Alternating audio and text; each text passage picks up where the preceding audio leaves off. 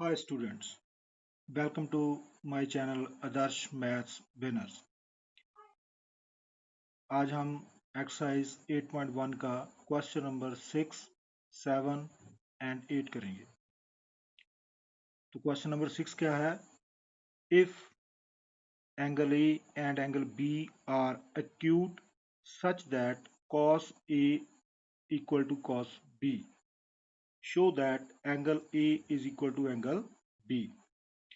इसमें हमें क्या दिया गया है कि एंगल ए और एंगल बी एक्यूट है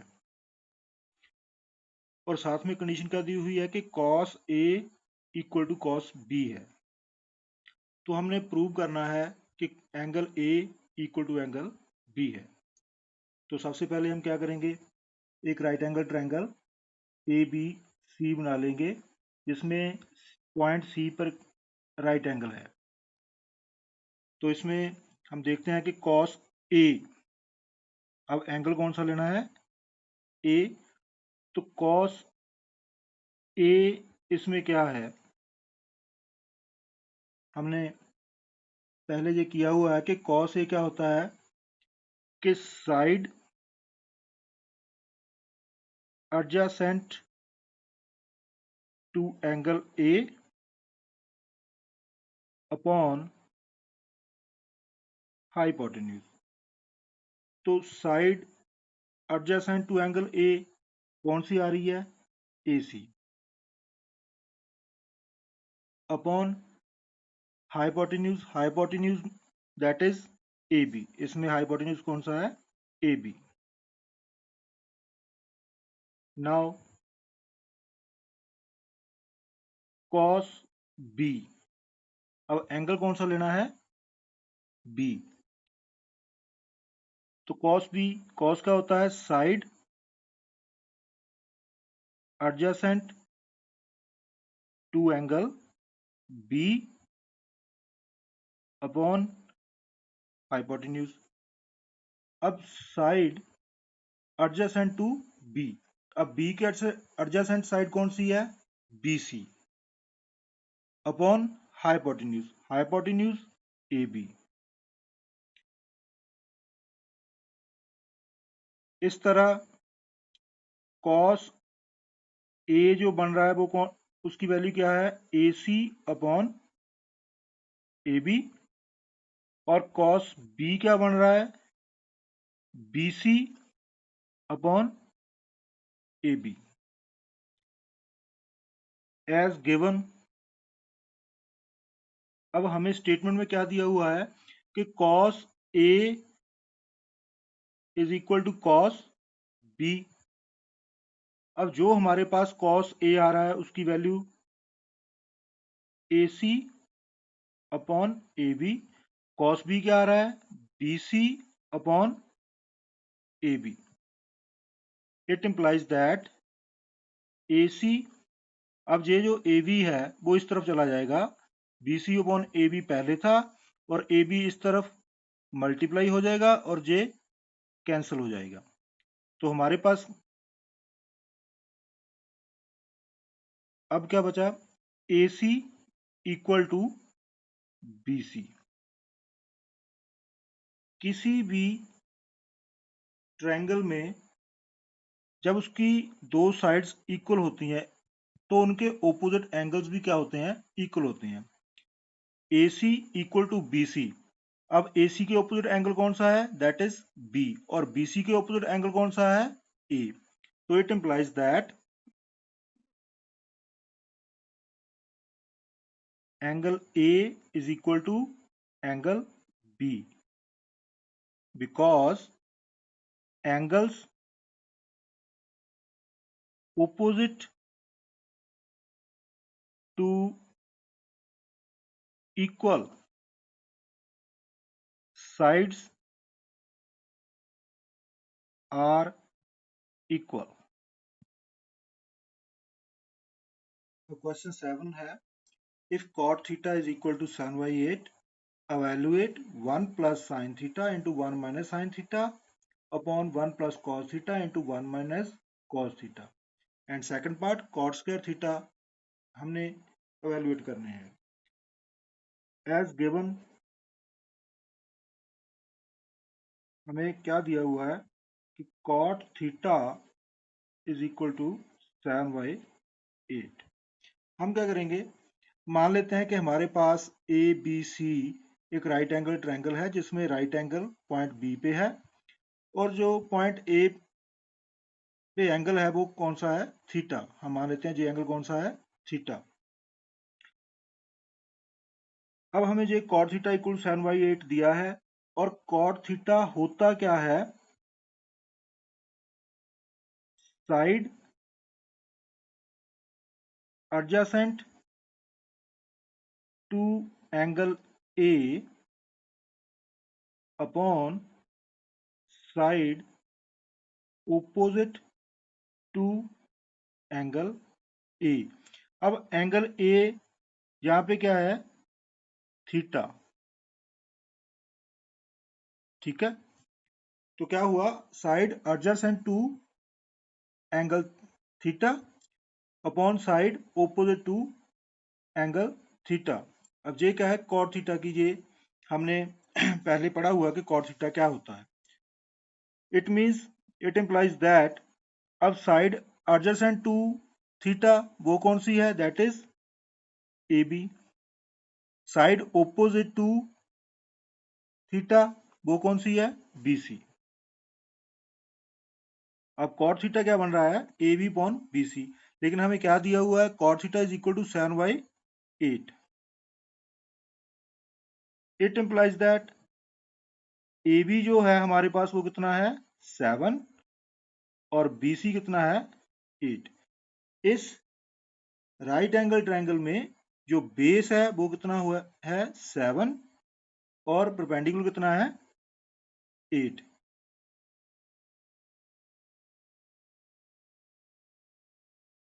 बाय पाइथागोरस थ्योरम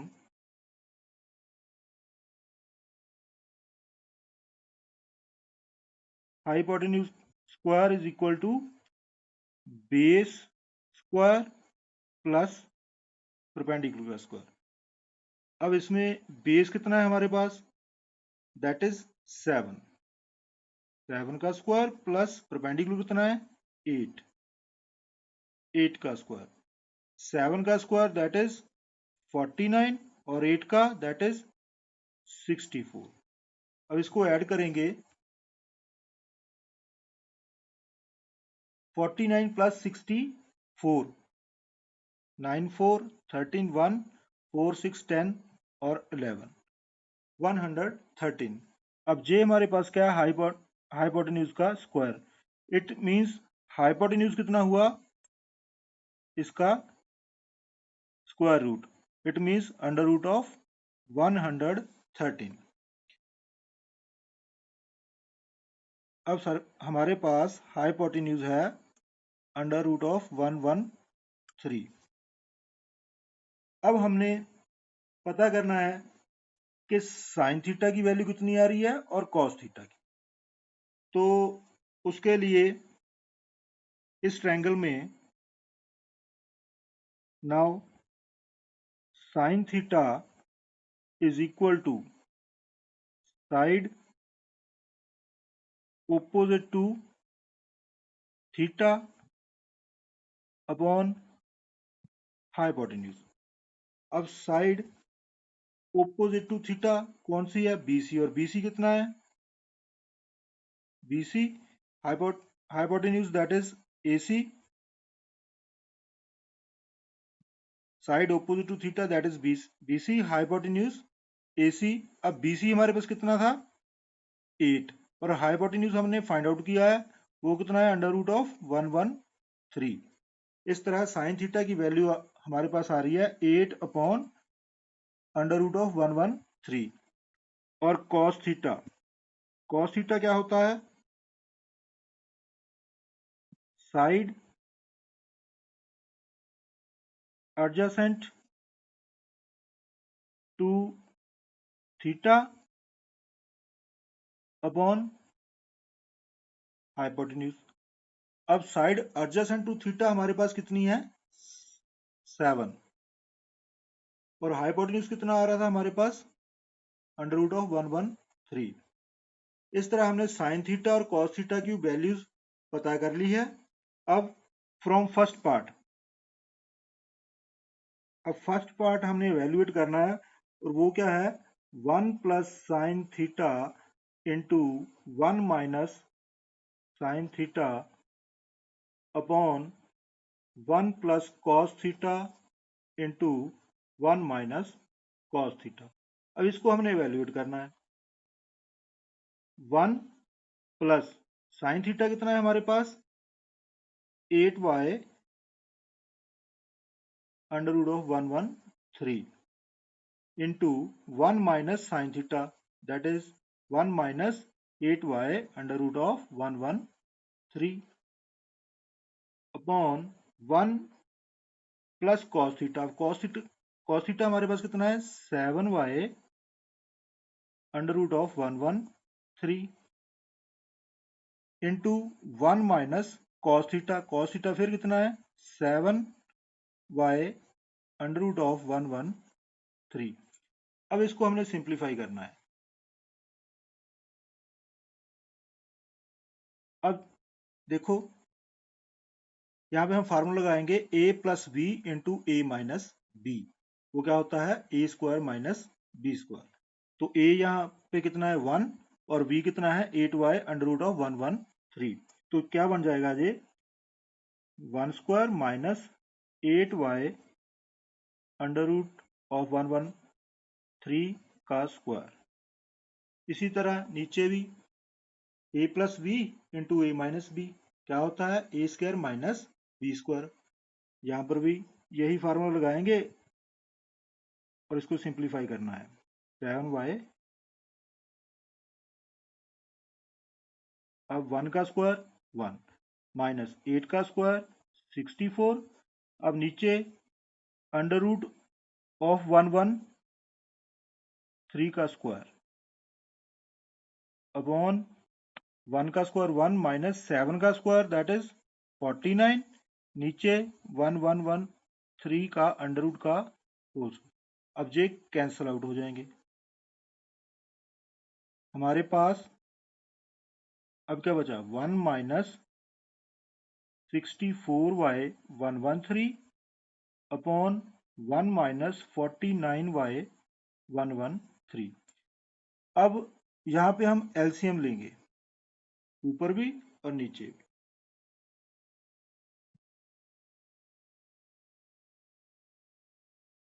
ऊपर जो एलसीएम है वो कितना है 113। अब ये कितना बन जाएगा 113 माइनस 64 अपॉन नीचे एलसीएम कितना आ रहा है वो भी 113। अब ये कितना बन जाएगा 113 माइनस 49। अब 113 माइनस 64 ये कितना होता है 49 अपॉन 113। फिर 113 माइनस 49 ये कितना होता है 64 अपॉन 113। 49 bye 113 into 113 upon 64। अब ये कैंसल आउट हो जाएंगे। हमारे पास आंसर जो है वो फर्स्ट पार्ट का कितना आ रहा है 49/64। अब जो सेवंथ क्वेश्चन का सेकंड पार्ट है उसमें हमने कॉट स्क्वायर थीटा को एवेल्युएट करना है। अब कॉट स्क्वायर थीटा को हम क्या लिख सकते हैं, कॉट थीटा का whole square as be given that as given cot theta is equal to sin by 8. It means that cot square theta is equal to cot theta का whole square. अब cot theta की value कितनी है sin by 8, इसका whole square. अब पहले 7 का square that is 49, फिर 8 का स्क्वायर दैट इज 64। तो ये इसका आंसर है। अब 8th क्वेश्चन है, if 3 cot A is equal to 4, check whether 1 minus tan square A upon 1 plus tan square A is equal to cos square A minus sine square A और not.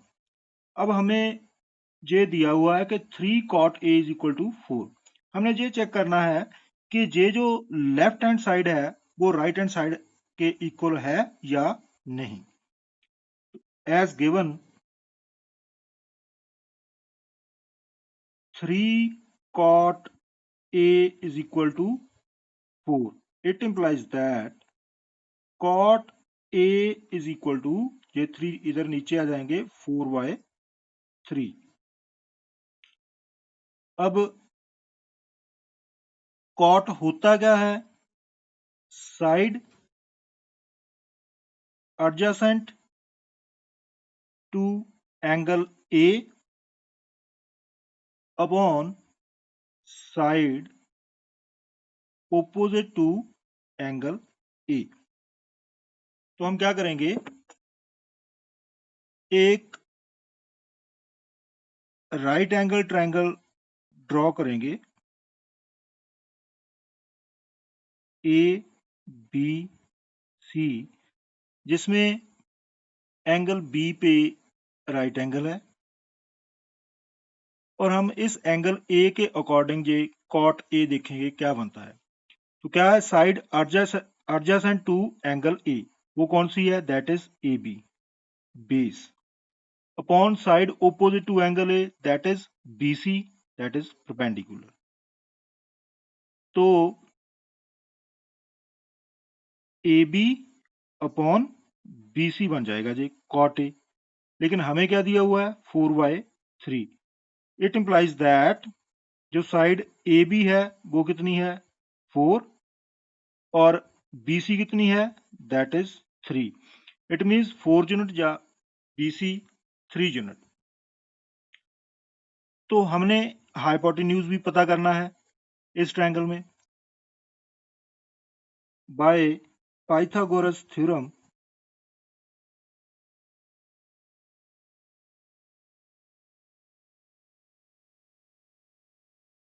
Hypotenuse square is equal to base का square plus perpendicular का square, और इसमें base कितना है? That is A B. A B कितना है? 4 का square plus perpendicular that is B C. B C कितना है हमारे पास? 3। 4 का स्क्वायर दैट इज 16, 3 का स्क्वायर दैट इज 9, तो ये बन जाएगा हमारे पास 16 + 9 दैट इज 25। ये हमारे पास हाइपोटेन्यूज का स्क्वायर है, तो 25 को हम लिख सकते हैं 5 का स्क्वायर। तो इट मीन्स हाइपोटेन्यूज हमारे पास कितना आ गया? 5 यूनिट। तो बेस हमारे पास A B that is 4, perpendicular B C that is 3, और हाइपोटेन्यूज हमारे पास कितना आ रहा है? 5। अब हमने पता करना है इसमें cos A। नाउ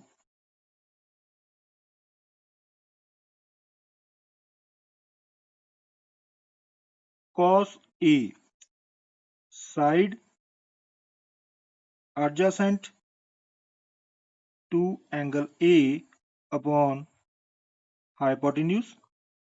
अब side adjacent to angle A वो कौन सी है? That is A B. Hypotenuse that is A C. तो ये हमारे पास बन गया, ए बी कितना है हमारे पास? 4, और ए सी कितना है? 5। तो cos A की जो वैल्यू आ रही है वो कितनी है? 4/5। इसी तरह sin A that is side opposite to angle A upon hypotenuse. अब side opposite to angle A वो कौन सी? That is B C upon hypotenuse that is A C. अब बी सी हमने कितना निकाला है? दैट इज 3, और ए सी हमारे पास कितना आ रहा था? 5।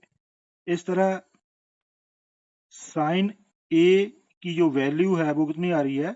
3y5। और हमें इसमें tan a भी चाहिए, and tan a। tan a हमारे पास क्या होता है, side opposite to angle A upon side adjacent to angle A। अब side opposite to angle A वो हमारे पास है perpendicular, that is BC। Side adjacent to angle A वो हमारे पास बेस, दैट इज AB। अब BC हमारे पास कितना है 3 और AB कितना है 4। अब हम जो हमें चेक करना है उसकी लेफ्ट हैंड साइड लेंगे। Take left hand side which is equal to 1 minus tan square A upon 1 plus tan square A। इसमें वैल्यू पुट कर देंगे 1 माइनस tan स्क्वायर ए। tan ए की वैल्यू हमने अभी निकाली है, वो कितनी आ रही है 3/4। इट मीन्स 3/4 का square upon 1 plus tan square A, और tan ए की वैल्यू 3/4, इट मीन्स 3/4 का स्क्वायर, दैट इज 1 माइनस 3 का स्क्वायर 9, 4 का स्क्वायर 16। ऐसे ही नीचे 1 प्लस 3 का स्क्वायर 9, 4 का स्क्वायर 16। अब ऊपर भी एलसीएम ले लेंगे, वो कितना हमारे पास आ जाएगा 16। 16 माइनस 9 ऊपर, नीचे भी एलसीएम लेंगे, वो कितना है दैट इज आल्सो 16। तो नीचे आ जाएगा 16 प्लस 9। अब 16 minus 9 that is 7/16। 16 plus 9 that is 25/16। अब ये हमारे पास बन जाएगा 7/16। अब इसको मल्टीप्लिकेशन में, ये 16 ऊपर और 25 नीचे, 16 कैंसल आउट हो जाएंगे और हमारे पास जो लेफ्ट हैंड साइड है वो कितनी आ रही है 7/25। Take right hand side. अब राइट हैंड साइड हमारे पास क्या है cos square a minus sine square a। अब इसकी वैल्यू देखनी है हमने कितनी आ रही है। अब cos स्क्वायर a हमने कितना निकाला है 4/5 उसका square, minus sine square a हमने कितना निकाला 3/5 इसका स्क्वायर। अब 4/5 का स्क्वायर 4 का स्क्वायर दैट इज 16, 5 का स्क्वायर 25, माइनस 3 का स्क्वायर 9, 5 का स्क्वायर 25। अब दोनों का एलसीएम लेंगे, वो कितना आ गया 25, दैट इज 16 माइनस 9, तो ऊपर बन गया हमारे पास 7 और नीचे है 25। इट इम्प्लाइज दैट, अब हमने देखा है कि हमारे पास लेफ्ट हैंड साइड भी 7/25 है और राइट हैंड साइड भी कितनी आ रही है 7/25। It implies that left hand side is equal to right hand side. यही हमने चेक करना था।